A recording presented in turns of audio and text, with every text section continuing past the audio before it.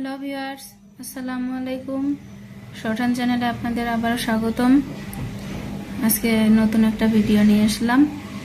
চলুন সূত্র শুরু করা যাক। আমরা যদি সূত্র না পারি আমরা কোনো শব্দ গঠন করতে পারবো না, তো আমাদের সূত্রটা অনেক বেশি ইম্পর্টেন্ট।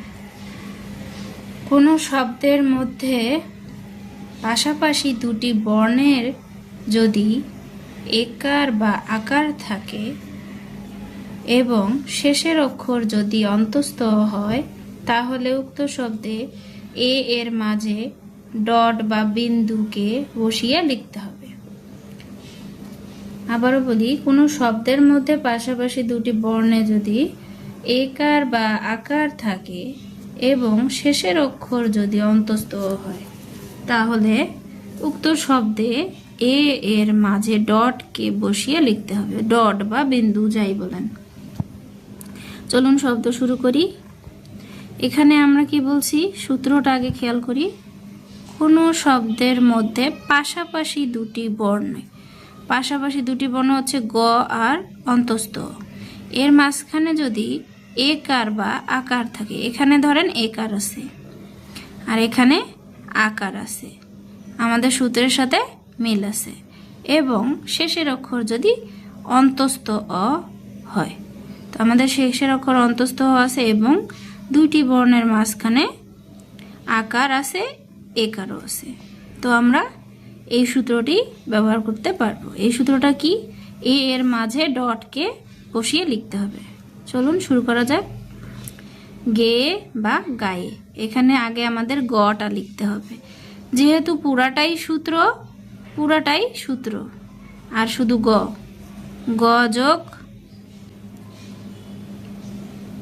এর মাঝে ডট। আমরা শুধু এখানে এই সূত্রটা একটু ব্যতিক্রম, আমরা এখানকার প্রত্যেকটা শব্দের মেন অক্ষরটা খুঁজবো। এখানে মেন অক্ষর হচ্ছে গ, এখানে মেন অক্ষর গ, এখানে মেন অক্ষর ম। এই ওই অক্ষরটা লেখার পর আমরা এর মাঝে ডটটা ব্যবহার করব, গ যোগ এর মাঝে ডট। এই সূত্রটা আমরা এর আগেও পড়েছি। এর মাঝে ডট মানে আয় বুঝায়, আয়, কোনো শব্দের শেষে যদি আয় থাকে তাহলে এই এর মাঝে ডটটা ব্যবহার করা হয়।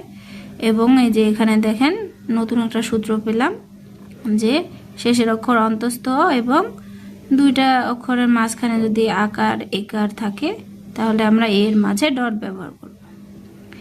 এই একই আচর দ্বারা গে গায়ে বোঝাচ্ছে, ঠিক আছে। এরপর আসি মায়া মেয়ে মায়ে, তিনটারই একটাই আসর, ম দিবেন আগে, মেন অক্ষরটা দিয়ে আমাদের সূত্রের সাথে মিল, এই পুরাটার জন্য আমরা ব্যবহার করব এ এর মাঝে ডট, ম এ এর মাঝে ডট। এরপর আসি দন্তন্য, মেন অক্ষর দন্তন্য, এখানে দন্তন্য ব্যবহার করলাম, তারপর এর মাঝে ডট ব্যবহার করলাম, ন এর মাঝে ডট, ন এর মাঝে ডট।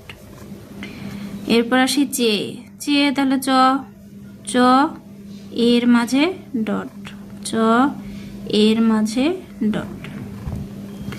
এরপর আসি ধেয়ে হলে কি আগে ধ এর মাঝে ডট, ধ এর মাঝে ডট, ধ এর মাঝে ডট, ধে। এটা দ্বারা ভায়ার ভ দিব, যেহেতু এটা মেন অক্ষর ভ, এরপর এর মাঝে ডট, ভ এর মাঝে ডট, ভায়া ভাই, এই দুইটাই এই একটা দিয়েই বোঝাচ্ছে।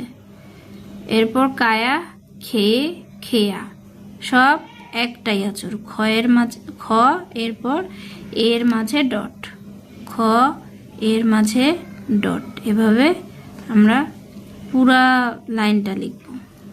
এরপর আসি ছায়া ছায়া,